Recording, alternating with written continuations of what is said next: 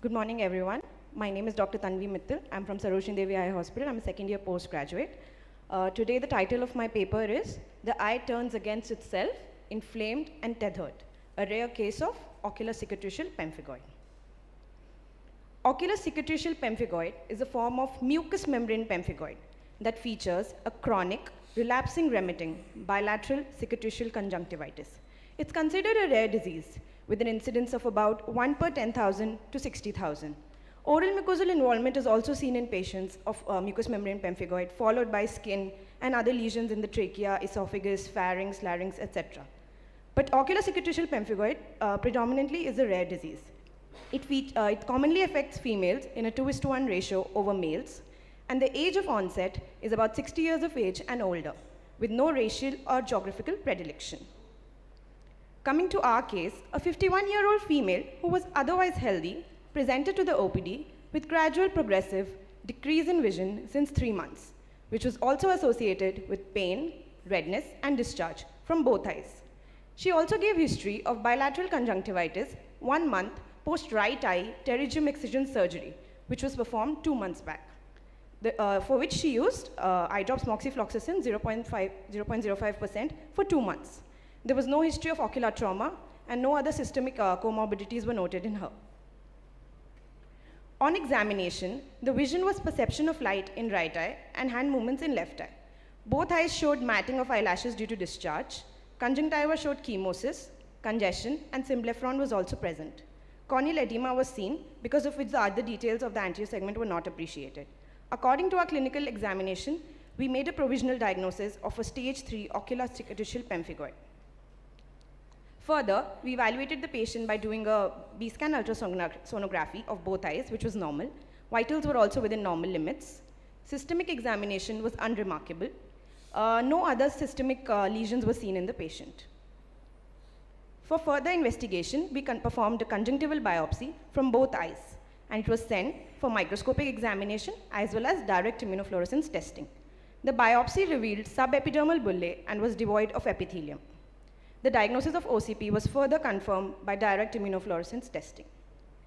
This patient was further treated conservatively and was referred to a rheumatologist for the management and advised to follow up with us. Coming to our discussion, ocular cicatricial pemphigoid is a chronic, progressive, potentially blinding systemic autoimmune disease, which is thought to be due to a type 2 antibody-dependent hypersensitivity response seen against the hemidesmosomal epithelial membrane complex in the conjunctival basement membrane. This autoimmune response is usually seen when patient has a genetic predisposition and is exposed to an environmental trigger. The hallmark of OCP is a progressive cicatrization of the conjunctiva, which can further lead to progressive symblepharon, ankyloblepharon, phoneal shortening, potentially leading to blindness. The gold standard for diagnosis is a judicious conjunctival biopsy with direct immunofluorescence testing for IgG, IgA, IgM, and C3. Positive staining usually reveals a linear pattern in the basement membrane zone of the conjunctival epithelium. But about 20 to 40% of patients may have clinical signs of OCP but have a negative biopsy result, which does not rule out the diagnosis of ocular cicatricial pemphigoid. These patients most likely only have ocular disease, as with our case, as a positive result is much more common in patients with ocular, skin, and oral involvement. Negative results usually could be due to incorrect biopsy technique, concurrent quiescence, or even a disease burnout. Thus, OCP poses a challenge both for diagnosis as well as management, as most cases remain undiagnosed until the late stages because of the non-specific signs and symptoms till the stage of stage 3 symblepharon. Coming to conclusion, an exclusive presentation of ocular cicatricial pemphigoid without any systemic manifestations is very rare. It can also be confused with other diagnoses like Stevens-Johnson syndrome, Sjogren syndrome, graft versus host disease, and other conjunctival scarring disorders. Of those patients with mucous membrane pemphigoid, patients with ocular cicatricial involvement have a worse prognosis than those with skin or oral involvement. Thus, early diagnosis and management are imminent to preserve vision. The diagnosis requires high level of clinical suspicion, especially in cases of chronic, recurrent, unexplained conjunctivitis to prevent the complication of blindness. Management involves a multidisciplinary collaboration between ophthalmologist, dermatologist, and rheumatologist. Thank you.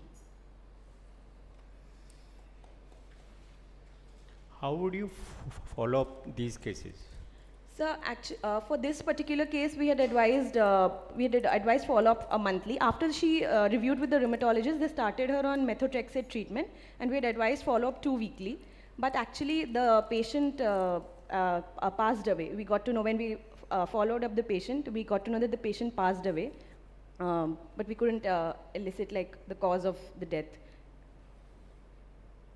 A 2 weekly follow-up should be. You must have done the literature reviews or any such cases without any systemic association?